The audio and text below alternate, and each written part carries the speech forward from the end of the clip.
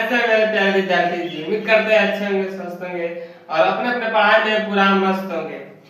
तो मेरे दोस्त, आप लोगों के लिए एक ऐसा सवाल जो केमिस्ट्री में बच्चों को समझने में दिक्कत होता है, आपका दोस्त लेकर आ चुका है उस तीनों सवाल का रामबाण इलाज।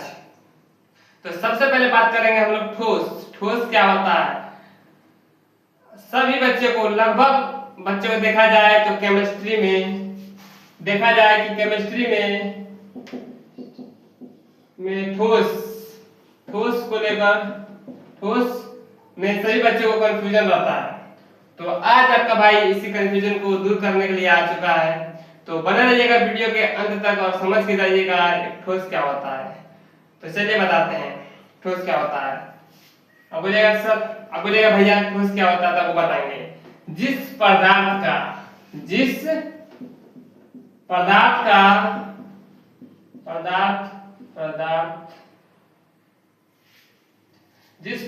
का निश्चित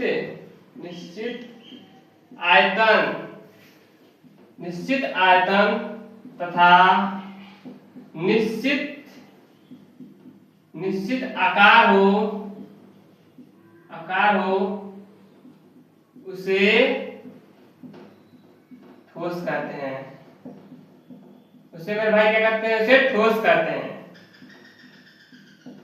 आप कहिएगा गुरुजी जो मार्कर फील्ड में ठोस है, हाँ, क्योंकि ये भी स्थान घेरेगा। देखिए जहां पे धरे स्थान घेरा और इसका भी एक निश्चित आकृति है, निश्चित आकार है। यह बदलेगा जी, कभी नहीं बदलेगा।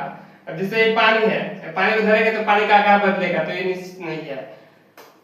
दुनिया में जो भी चीज निश्चित हो, जिसका भी आकार निश्चित हो और आयतन निश्चित हो, उसे ठोस कहते हैं। अब आप कहिएगा कि बोर्ड भी निश्चित है तो ठोस है। अब आप बोलिएगा गुरुजी कि टोपी भी निश्चित है तो ये ठोस है। ठीक है, समझिए ठोस किसे कहते हैं? जिस पदार्थ का निश्चित आयतन तथा निश्चित आकार हो उसे हम लोग ठोस कहते हैं। चलिए इसका 3-4 उदाहरण देते हैं। पहला है उदाहरण कि इसका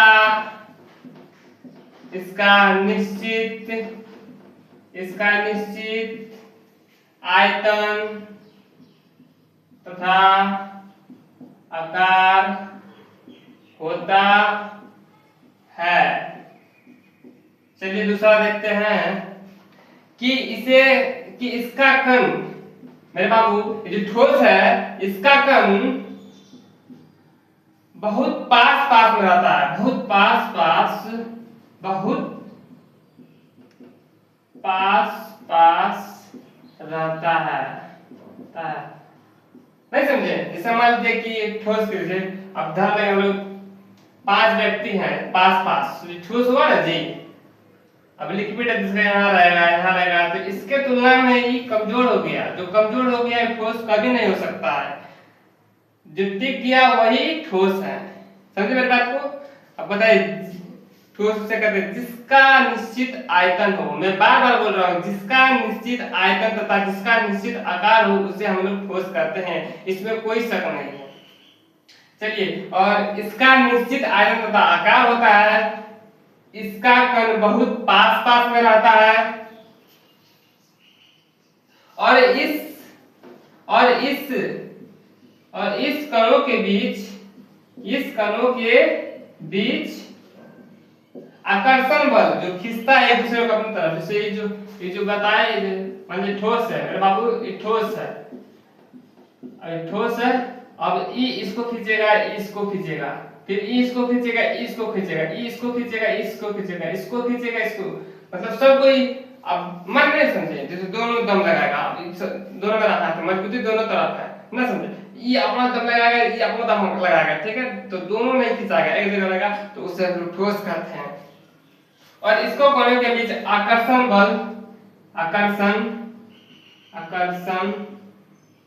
बल अधिक होता है मेरे भाई, अधिक होता है और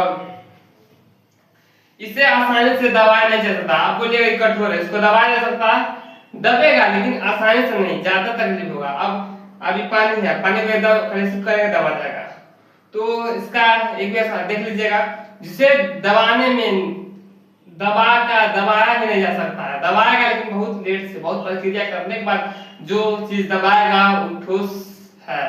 ठीक है, और देखिए इस कणों के बीच आकर्षण बल अधिक होता है और इसे आसानी से